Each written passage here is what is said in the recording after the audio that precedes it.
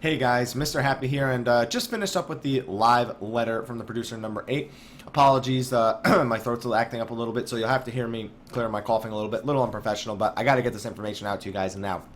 I want to give a special thanks to Reinhardt for doing his live translations as usual, and thanks to the 10,000 people who showed up to support him. You guys are awesome. Now, let's just jump into this. I'm going to cover the Q&A, essentially. And I have all my notes down here on a separate computer, so you're going to see me looking down a lot. I'm going to cover the Q&A, and I'm going to throw in certain notes about things that happened that weren't in the Q&A. For example, before he even started the Q&A, he started off with fishing, and he just showed us the fishing log, how it'll track how big the fish you're catching are, what the biggest fish you've caught is, what fish you've caught, what baits work, where you can fish, and that you can also sky fish and desert fish. So there will be fish in the desert and in the sky, which is pretty cool. He showed it pretty briefly, and honestly, it looked interesting. It looks like something that people who like achievement hunting would really, really like. So you achievement hunters out there, you're going to like fishing, I have a feeling. So after that, he jumped right into Q&A. And the very first questions, first 3 or 4 questions were about early access and open beta. When will they be, and will there be any restrictions, essentially? And will the information be carried over? So here's what we got. Open beta, unfortunately, won't begin until August 16th through the 19th. So it's only 3 days, guys. And that's for people who registered previously. We've also found out that open beta for people who haven't registered, you can start registering on the 17th. So that little rumored picture where they said open beta registration will begin August 17th was almost pretty much spot on. It was right. Registration will continue on the 17th, but it's only for people who don't already have access. Anyone who played on Phase 3 will start on the 16th. He also said the level cap will only be 20, which is disappointing to some. I think it's a good idea. I think it gives a lot of the new players the ability to feel out all the classes and find out which one that they like. Get a few of their subclasses leveled up, try out crafting and gathering. It encourages people to try a little bit of everything, which I like. I really do like that. And since it's only 3 days, level 20 is not a big deal. You could probably level everything to 20 if you were hardcore enough in those 3 days, for any of you people looking out there to start new. Other than that, there aren't really any restrictions. Content will only go up to level 20, obviously, so once the level 20 main story quest is done, that's it, you're done. It also probably means Halatali won't be in there anymore, or any of the ones we had in Beta Phase 3. And that everything will be fully voice acted now, which is cool. I appreciate that. I can't wait to see the voice acting. Probably going to change the voices to Japanese, just because based on the English trailer, I think I prefer the Japanese voices. So that's it for that. Obviously, the data will be carried over to launch, barring a game-breaking bug, such as like a gill abuse bug. Please, if you find them, thank you. I hope no one finds one. Early access, on the other hand, will begin August 24th and run through launch, essentially. They don't want to shut the servers down during early access. They just want to run it straight through. And August 24th, I was expecting the 23rd. 24th is about right, too, for what my expectations were, although my other expectations were way off. But can't really say anything about it. It's early access. It's 3 days. I can do a lot in 3 days, so I'm thankful for it. I'm still thankful early access is a thing. So, what else we got? Okay, so what else we got? We got screenshots for the PlayStation 3 people. You guys are going to be able to have screenshots now. So, that's cool if you want to set new backgrounds or just take screenshots. You could do it on the PlayStation 2. Why can't you do it on PlayStation 3? Now you can. So, what else do we got? Will Arcanist be available in Phase 4? And he said yes, and then he went into some very specific details about what they'll do. He actually did a live demo in terms of this. So I was actually very thankful that he showed this, because I wanted to see how the pets reacted more than anything, because I think everyone wants to see how the pets are going to be in terms of AI. And essentially, they will be very fine. So he showed off Caster Carbuncle and Tank Carbuncle. He showed off all the Eggies for Summoner. He didn't show off any of the Fairies for Scholar. He just showed off some of the spells. He showed off the Bio, Miasma, and Ruin as some of the basic spells that you get. He showed off how much damage just the damage over time skills do without the pet's help. And it was extremely low, but with the pet's help, it does a lot of damage. He was also just watching the dots tick. He wasn't actively casting spells. So, primarily damage over time class. Summoner's primarily a damage over time job that also has pet actions that are extremely, extremely powerful. He also showed all the different commands, and he showed that you can that for PlayStation 3 players or cross hotbar users, that there is a cross hotbar specifically for pet commands to change their stances, whether they want to, be free form, so they do whatever they want, or you have a semi-way where they do what they want, but you can influence their actions, or if you want to have complete control over their actions, ways to move them to specific places. They were all there, and they were all seemed to be working very fine. He also showed Aetherflow revives your MP, or renews your MP essentially, and gives you a few stacks that you can expend on abilities. So it's something you'll have to cast every 60 seconds. You'll pretty much always wanting to be casting it. And then he spoke about attribute points. Now, this I'm going to mention now, but he also re-mentions it later. He originally said that they would have separate ones in this same live letter. Like, in the first half, he says live letter, Scholar and Summoner will have different attribute points. Later on, he corrects himself and says, no, they will have different. I mean, they will have the same attribute points. So you have to pick intermind, essentially picking, do you want to put your points towards Summoner or towards Scholar? And we're going to go a little bit more into stat allocations and what he said about those a little bit later on. Now, he also showed some AoE abilities, like he showed Summoner gets one that places down a giant AoE that essentially does damage over time and slows. And then he also showed a Scholar one which heals over time and provides a buff. So, showed just some of the basics differences between the abilities. He also put an emphasis on pets. If you try to desummon a pet and then resummon them, casting takes so long that you're going to lose out on using like 2 or 3 abilities. So it's really not optimal just to try and desummon your pet because they're low on HP. So that's a little bit of a hint that Yoshi P gave to everyone. He also said Scholar's going to have a healing pet and a support pet. So hopefully the support pet works well and the healing pet works well, their AI and such, because controlling those abilities is going to be fun too.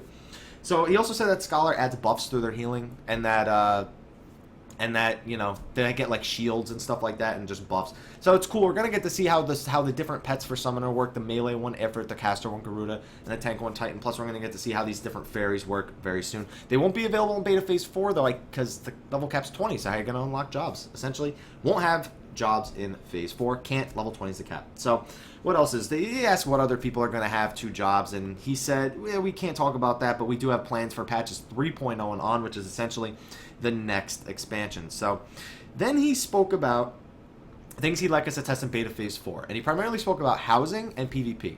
For housing, he wants us to test the change in graphics whenever you change the roof or the walls or anything, so that way we can see how much stress it puts on the system. And for PvP, they just want to see how the numbers register on the back end, that there's no lag and that player distance is calculated properly and things like that. He essentially said PvP is basically not balanced. The gear's not there. There's no PvP specific abilities, so it's really just a free for all. He's like, if he said his advice was just run away if you're getting hit. That was Yoshi P's advice essentially. So keep in mind also that PvP, you can't go there. The place called Wolf's Den is not available till level 30, so only Legacy players are going to get to test it. So Legacy players or 1.0 players, even if you're watching this, we're going to be the big testers for this. So let's do a good job, guys. So, Arcanist, yeah, let's see. Are there plans to implement additional Eggies? They said additional Eggies will probably come with a level cap increase. And then he showed some in-game footage, and what else do we have here? Yeah, so some different jobs. Oh, this is the next question. Question 11 we're on right now. And he talked about additional payment methods. So, for those of you who don't know, there are 3 payment methods. I'll do a video about them at some point. There's Krista, which is essentially prepaid time that you buy with a credit card, but you can buy it in odd amounts. So sometimes you can have leftover that is completely useless. There's the monthly credit card way of doing things, and then you can buy game time cards, which everyone's been asking me about. And game time cards will be availability will depend on region, but they'll have 30 and 60-day ones, a lot of different designs. So just go over to your local stores and see if they plan on having these in stock. That way you'll know if you can buy these at a local store, if you have to buy them online for specific regions. Just make sure they're available for your region. So are you planning on having a world transfer service? Yes, they are planning on having it. It will open 3 weeks after launch, and you'll be able to transfer anywhere from 1 to 8 characters, although the price will vary depending on how many characters you plan to transfer.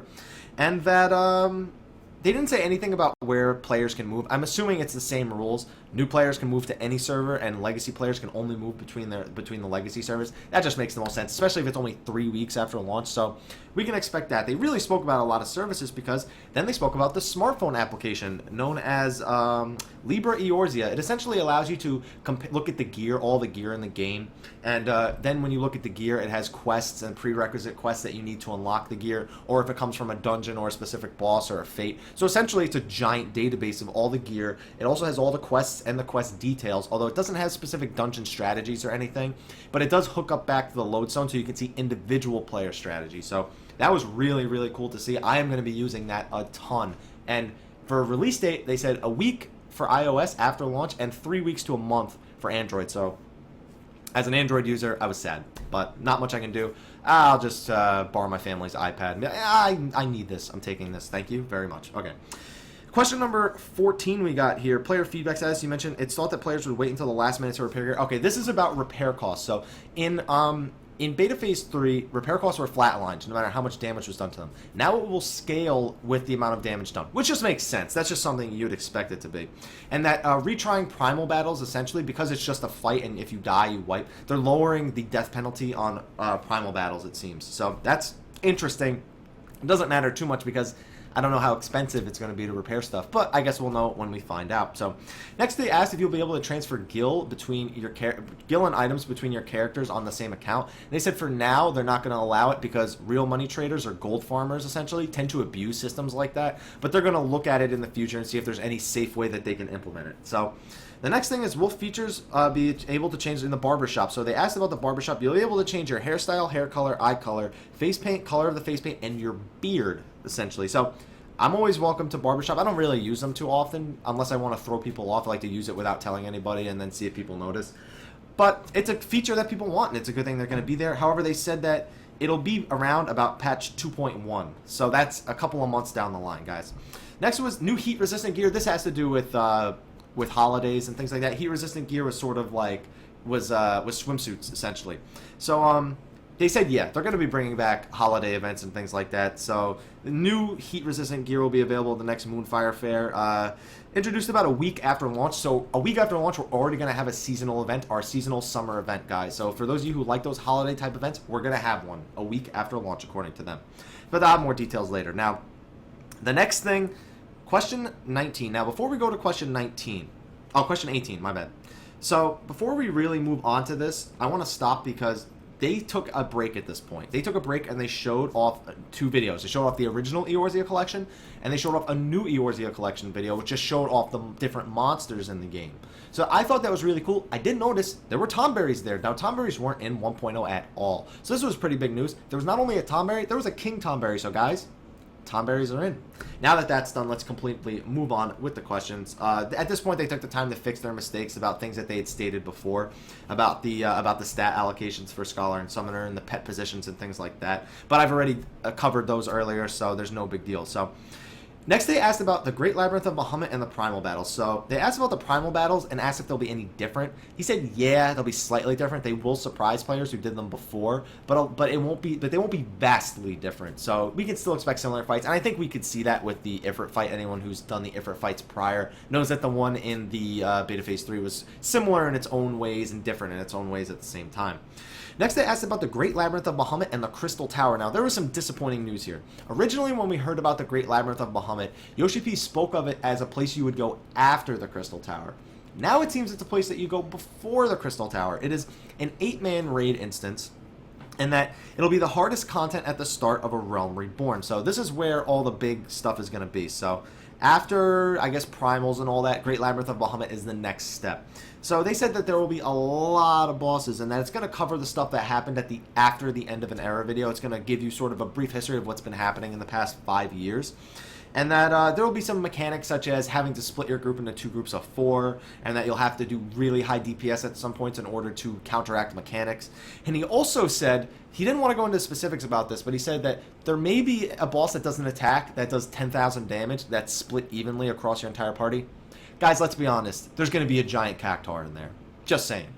So moving on from that, I was very happy with that, by the way, that they gave us those sort of different elements.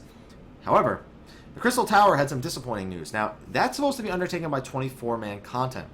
He said that he didn't think that the dungeon was that difficult, that as a 24-man instance, it was that difficult, and that they've adjusted it so that it's something that can be enjoyed by everyone. That worried me, because unless it's 24-man content that's easier than the 8-man content of the Great Labyrinth, that's interesting, because I expected it to be the hardest. He even mentioned that you would be able to use the Duty Finder for it in the translations, which is strange. But they also said it was pushed back to 2.1, it seems, which actually in the official Q&A, I don't see that here. So we'll see what happens with that. The translation's 2.1, but they left that out here, so we'll see what happens. You'd think they would put that in here. All right, question 20 we're on now. Are you able to send tells from within an instance party? Not at launch. Very simply, just because. It's a feature can be implemented. It's currently masked. They want to prevent players from harassing each other, essentially. They want new players to feel welcome, and it's very easy to harass a player once you have their name and send them tells. But people will find other ways to harass them, don't you worry about that. So, not a really big deal to me. It means that that if people want to send me tells when I'm in a raid, they can't. That works easy for me in some ways. Next, they ask about the Good King Moggle Mog the 12th. He was a raid boss in the first one, essentially 8-man. He was sort of like a primal fight. He says that he's not really a primal, but that he will be reintroduced in patch 2.1, and that they're going to be releasing extreme versions of all the primals in the game. So it's going to be easy for the easy mode for the story, hard for level 50, and then extreme for people who are even more hardcore about the level 50 fight. So after that, they wanted to know about new mounts, and he showed off a unicorn mount, which everyone went nuts for, apparently. The unicorn mount, he hinted, will be able to be gotten through the Conjurer quest line. So those of you who look in level Conjurer, you're going to get a free one. Anyone else, go level Conjurer, because you're going to want a unicorn mount. Trust me, you're going to want the unicorn mount. Of course, there's also the mention of the Magitech mount and the regular Chocobo mounts. So guys, there's going to be more mounts. There's going to be a unicorn, guys, there's going to be I just want to say it a few times. Okay. He also said they won't be restricting the number of need rolls you can do on loot in dungeons. He says there's not really a wide enough array of gear yet to need to implement something like that. So we won't have it at launch. Not a big deal. Just means that legacy players, if you already have good gear, it's kind of expected that you'll maybe pass it along to newer players. He just asked legacy players to be nice and not need everything because they can, even if they don't actually need it. Keep in mind, some stuff you also can't need if you already have it. So things like that. Let's see. Starting stats are different. I covered a video about this. He just wanted to assure people that the different starting stats won't affect you really at level 50. The stats are extremely negligible. When will we be able to find job-specific armor for companions? Companions are part of the buddy system, which are essentially the chocobos that you can use to fight alongside you in like solo or uninstance content. And he said it will be available at launch. You'll probably find it from high-level fates and even some bosses, he said. So expect to be rolling on chocobo gear a little bit. So next we have, if you make it possible to transfer items between characters on the same account, and you can transfer... So essentially they're asking if you can do account-bound items. And he said things like relics and super rare items won't be account-bound, they're character-bound. So even if they do introduce a shared retainer that goes between all your characters, you won't be able to transfer your endgame gear from one character to another. Essentially all they're saying, and that's fair to some degree. I mean, if you've already done it once, one could argue you shouldn't need to do it again. But at the same time, why would you level another character of the same job anyway? So it's kind of weird to even think that you would need it. But it would let you skip progression on a new character if you ever did make one. So I guess there's the point there. So then he showed us some images of some of the furniture we're going to have. He showed us like a Garuda bed. He showed us like a Tonbarian and a Riemann lamp. He showed us like a Marlboro or a marble fireplace. He showed a ton of stuff. He showed a Leviathan fountain. So a lot of cool stuff. So you carpenters out there and you people who like crafting, you're going to have a lot of cool stuff to craft for your houses. So, okay, so next we have a question about Darklight armor. For those of you who don't know, that's essentially your item level 80, your sort of introductory gear into level 50. Not introductory, you need to raid, 8-man raid a little bit for it, but it's pretty good gear, essentially, is what I'm trying to say. He just wanted to assure that it'll be available for all the classes and jobs. So, bam. So, and in 1.0, there was no Darklight for white mages. It'll be around for white mages now. So, next they asked about the marriage system, and they said they'd like to implement it as soon as possible. The reason why they haven't yet is because they don't want it to be a small thing. They want you to be able to invite a lot of people to the wedding. Didn't give us a number, but they said a lot of people. So, that's cool, I guess. Marriage is something I think that's good to have in MMOs because there are people who use it. And it also can be used as a gold sink, as a gil sink, essentially, for some people. So, it's just a cool event that some people like going to. You know, some people like to play games with their husbands and wives and things like that. It's just a good system to have in a game, and most people expect it nowadays. No mention on same-sex marriage yet, but they have commented in the past they would like to do it as long as the community is okay with it. So next, new information about rare weapon appearances. Now, rare weapon appearances, in Japanese, they call it the Excalibur system.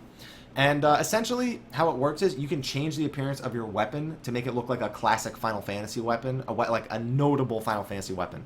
They said they're not going to implement it at launch because they feel like they want people to enjoy the unique look of the weapons that are already in the game or that are new to the game. But that you can expect it later on, and you're going to be able to get classic Final Fantasy weapons looking like this. So in addition to primal battles, will you be implementing hard mode for instance dungeons? Yes, we will. We've spoken about that before. He said that they're going to be introducing that probably in patch 2.1 or somewhere soon down the line. So good, more stuff to do. Next, you have there are a number of primal battles in A Realm Reborn, but will there be Morbul's Wrath kind of battles? Morbul's Wrath is a reference back to you know. It's an inside joke essentially within the community about FoxClon, which is the guy who always does the live letters with Yoshi P, and he said they have a high level Morbul fate, and honestly in 1.0 a Morbul was the last boss of Aurum Vale, which is a level 50 dungeon instance, so might see a Morbul boss there. That seems like enough for me, but you know, we'll see what they do with it. They also wanted us to show the Olda and Gridania housing areas. We haven't been inside of them yet.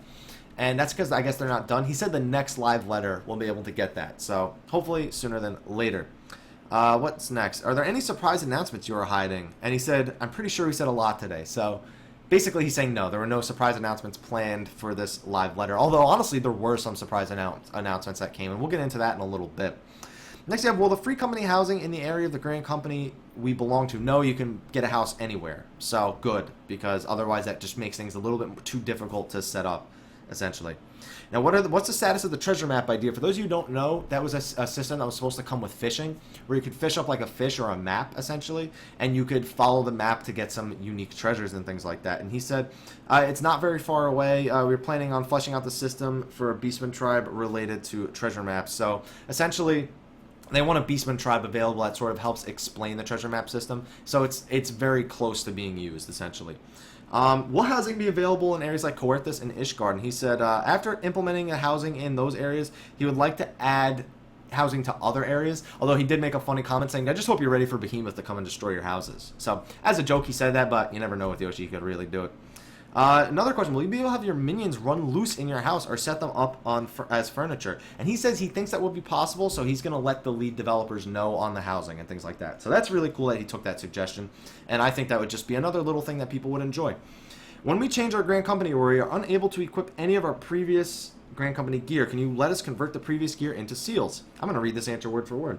We would like our players to choose their Grand Company based on their playstyles. It also means that we assume players may go back to their original Grand Company at some point. Therefore, we currently have no plans to implement a trade-in feature. Essentially, you keep the gear, and if you ever go back, you can use it again. That's all he really had to say about it.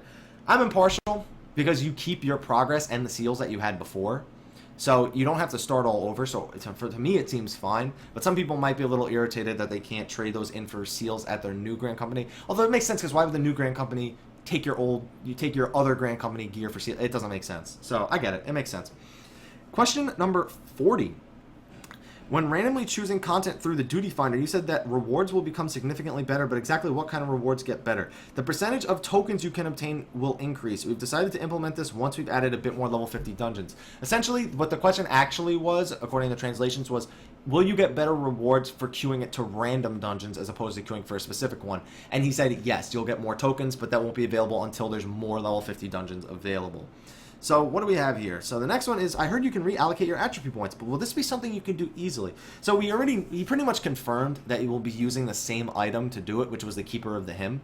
And the Keeper of the Hymn essentially says, okay, you can reset them. However, he said that it won't be something you can do as easily as that. Essentially, there's going to be a cooldown on it. When you reset your stat points, you're going to have, he made it seem like there's more than a 24-hour period where you can't change your stat points again, because he said that you won't be able to be Scholar one day and then Summoner the next. So he makes it seem like it will be more than a 24-hour period.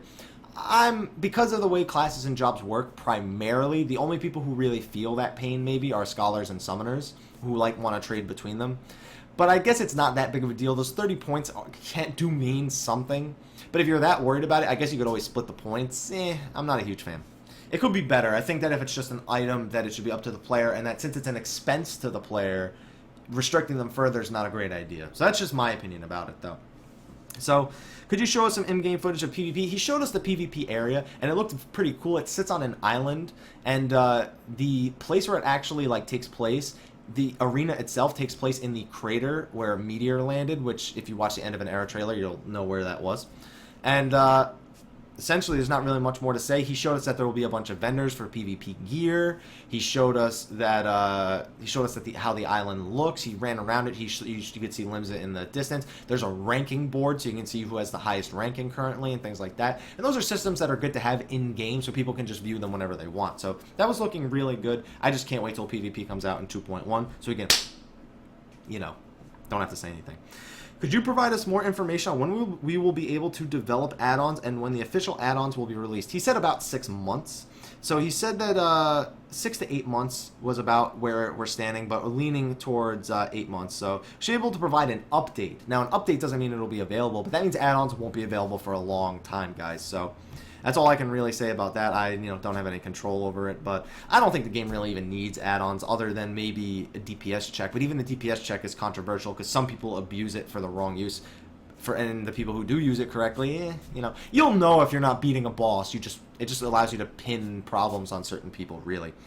And then when coming back for a Realm Reborn, I heard there would be a welcome back campaign. Could you tell us what the time period is? Essentially, if you played 1.0 or if you played 1.0 is all I need to say. So if you're Legacy or not, you play for free until September 9th. So August 27th till September 9th, you play for free essentially. So it's about 2 weeks. I guess it's because if you expended your free 30 days like before, I guess since everyone had to have expended their free 30 days, so that's just what makes sense.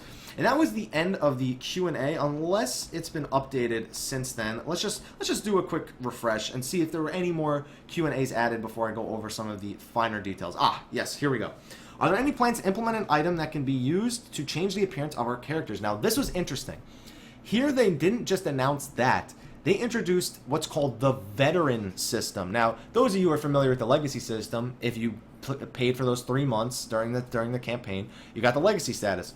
This is the Veteran status. So this rewards players who stay subscribed for longer periods. Now, it's nothing like a subscription reduction, since when you pay for longer periods, you already get that. It's just in-game items, really. Which is cool, because that means that now if you're Legacy and you only play for a month, and there might be items that people have that you don't. So, for example, for reward for subscribing for 30 days, you get a wind-up cursor, which is the hand with the glove that points for your cursor. It's a minion. It's a minion that's a cursor. It's the cursor for the game, but it's a minion. That's cool. I like that. And you also get a File of Fantasia, which you can use to change your character appearance once. So that's the item you can use to change your character appearance, is a File of Fantasia. For 60 days, you get a Cascadier uniform voucher, which is the heat-resistant gear I spoke about earlier from the fair. It's a black version of that. And you also get a black Chocobo Chick minion. So, another minion. And your rewards for subscribing for 90 days is Beady Eye, which is an Ariman eye, which for those of you, here's a picture of an Ariman right now. This is what they look like. Okay, done, good. And you also get a Void Scent Resonator, which is an Ariman mount. So you do get a mount for 90 days. He said there will be rewards for 120 days, 180 days, etc. So later on, like a few months down the line, expect them to keep adding more stuff that you can get with the Veteran thing. So the longer you play, the more stuff you get. Can't really complain. If you're gonna pay anyway, then you might as well get some bonus stuff for that. Also, if you buy game time in bulk, you will receive all of the bonuses for all of the different play periods. So feel free to buy a 90-day game pass at some point. And that is the last question that they had. Now, I'm going to go over my notes really quick and see if there was anything in particular that they mentioned. Because then they mentioned a bunch of dates, like he's going to be at PAX Prime in Seattle. He's going to be at the Japan Expo. And he's going to be, essentially, he's going to have no life. And he's not going to be able to play the game, essentially, for like the first couple of weeks, ever since basically early access begins. There were a few other questions that I'm surprised haven't been translated. Maybe they just haven't been translated yet. PvP being officially released 2.1 is the current plan. The ranking board and everything will be there. He also mentioned that the tokens for the game, as he said, you get additional tokens. They can be used to get gear that's slightly weaker than the gear that it's preparing you for. So essentially, if you're trying to get Ifrit tier gear, it'll give you slightly less powerful gear. So what else do we have here? Stuff that that weren't given direct questions. Nope, don't see. Okay, well, it looks like there's not really much more to go into here. There'll be another mini live letter on August 27th, was an announcement. And other than that, there's really not anything here. Yeah, that's it. All right, guys. Well, that was pretty cool. I enjoyed it somewhat. There were some things that I was really disappointed about. And in case you want to read the Q&A for yourself, there's a description to a Google Doc in the there's a link to a Google Doc in the description below with the transcript for it. Hopefully you guys can use that information and enjoy it, post it out there. Hopefully you enjoyed hearing my overview and my thoughts about this. Overall thoughts, it seems like there's a lot of things they're holding out until 2.1. Not a huge fan of that, so we'll have to see how the content is at launch and see how well it is and how long it lasts, because that's really what's important. We need to see how good the content is and how long it'll last. But don't worry, guys, I'm not going anywhere. I'll be sticking around doing the news, doing patch notes and everything. So don't worry, guys. Just give a like, favorite, subscribe, and share. Check out my Facebook and Twitter. Make sure to follow me on both. And also, if you enjoy the videos that I do, you can donate to my channel so I can get better gear and things like that. So hopefully you guys enjoyed this video. Until next time, take care.